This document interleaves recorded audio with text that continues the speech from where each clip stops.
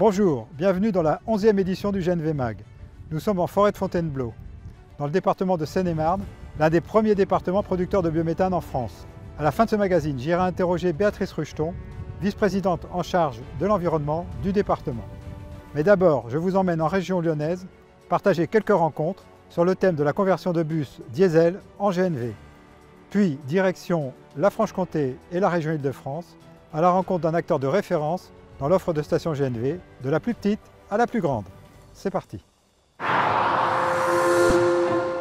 Alain Jean, merci beaucoup de m'accueillir dans ce car pour aller sur Lyon. Alors justement, c'est l'occasion peut-être de prendre des nouvelles de ton entreprise.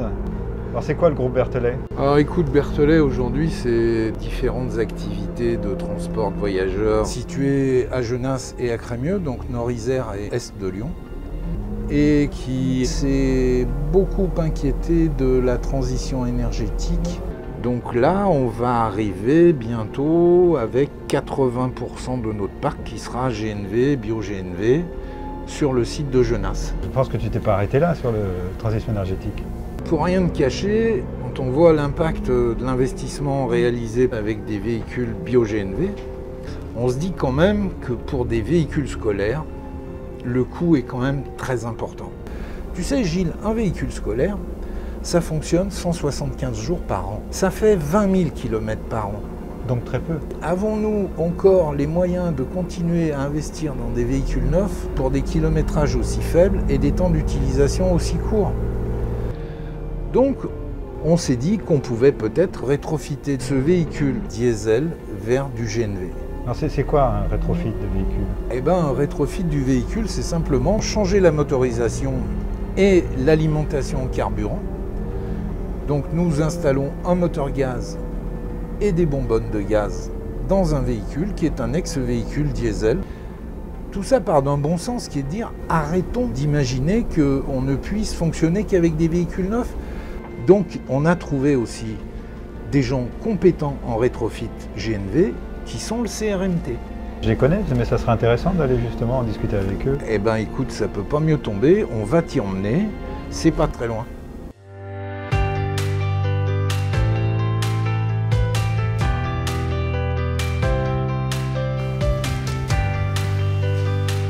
Bonjour Eduardo.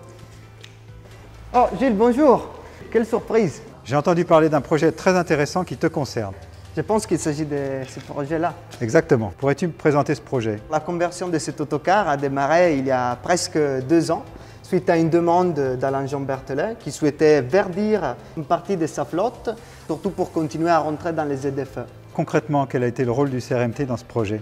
Donc pour résumer les travaux réalisés, nous avons démonté les moteurs Euro 5 diesel pour ensuite intégrer un moteur neuf Euro 6 GNV.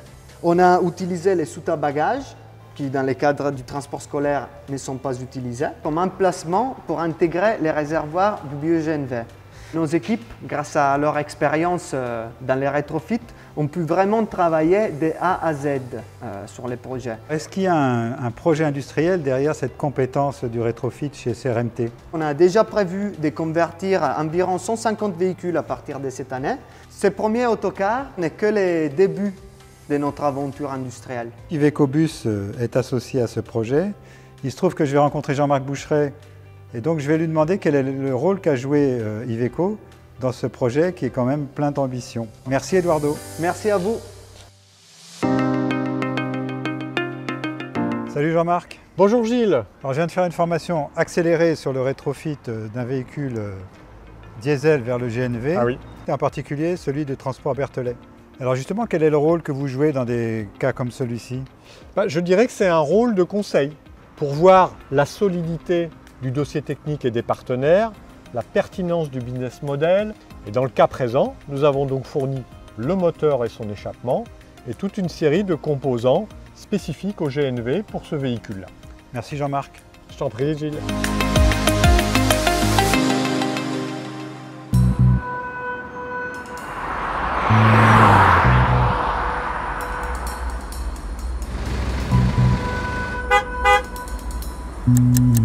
C'est parti.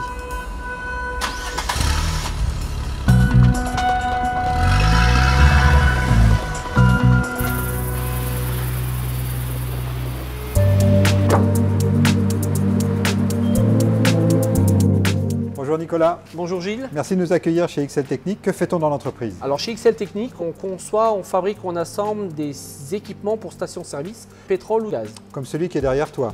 Alors tout à fait, on distribue le concept iGen, très compact, avec un compresseur hydraulique et une capacité de stockage. C'est une station qui fait de la charge rapide, qui nous permet de remplir le véhicule aussi vite que quand vous faites le plein à la station avec votre diesel.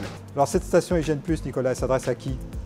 Alors elle s'adresse aux artisans, aux livreurs du dernier kilomètre, tous ceux qui veulent rouler en bio-GNV pour pouvoir avoir la vignette critère 1. C'est une station tout à fait adaptée en sortie de méthanisation, ce qui permet à l'agriculteur d'être autonome avec son véhicule ou avec son tracteur. XL Technique, c'est une filiale du groupe MPH. MPH, c'est également des grosses stations. Nous allons maintenant en découvrir une en région parisienne. C'est parti.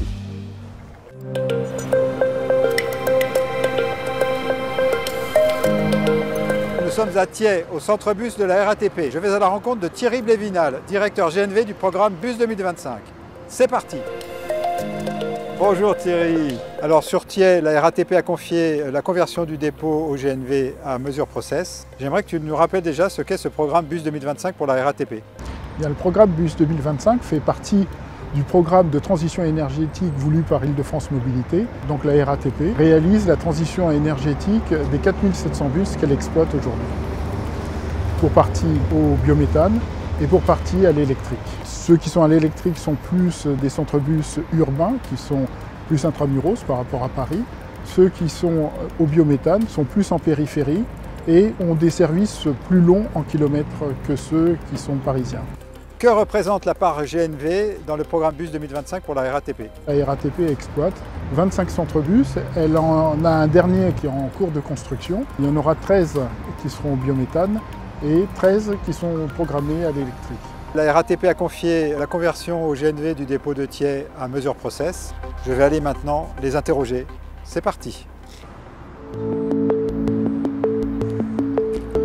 Bonjour Marcello. Bonjour Gilles. Peux-tu nous présenter cette station?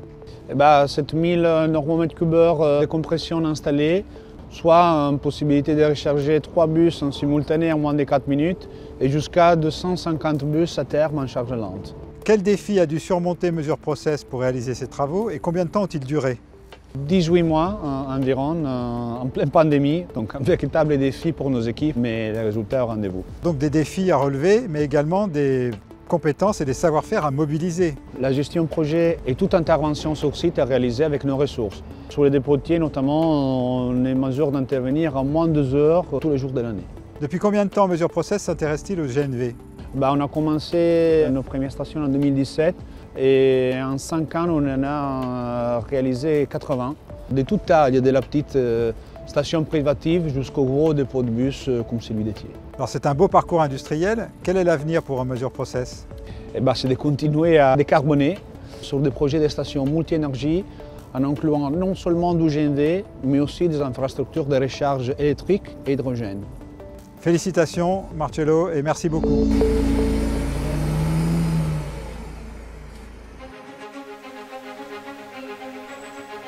Et maintenant, pour terminer ce magazine, je vais rejoindre Béatrice Rucheton. C'est parti. Béatrice Rucheton, bonjour. Bonjour. Alors vous êtes vice-présidente en charge de l'environnement au Conseil départemental de Seine-et-Marne. Alors quand et pourquoi le département s'est intéressé à la production de biométhane? Alors le département s'est très rapidement intéressé au biométhane parce qu'on a une particularité sur le département de Seine-et-Marne. Nous avons 60% de terres agricoles. 85% qui sont des exploitations céréalières, ce qui est énorme. Donc ce qui était particulièrement important, c'était également de renforcer notre autonomie énergétique, mais également d'offrir une possibilité de développement durable. Et dans le contexte géopolitique actuel, quel avenir voyez-vous à la production de biométhane? En France, j'ai quelques difficultés, mais au niveau de la Seine-et-Marne, je lui vois un bel avenir pour moi. C'est d'ici 2030, couvrir 75% des besoins des particuliers en biométhane. L'autre point, c'est la mobilité décarbonée avec une trentaine de stations GNV sur le territoire. Et il y en a 5 qui vont être créées d'ici la fin de l'année. Donc nous serons déjà à 16 et l'objectif c'est 2030 d'en avoir 30. Merci Madame la Vice-Présidente. Merci à vous. Ce magazine est maintenant terminé. Je vous dis au revoir et à très bientôt.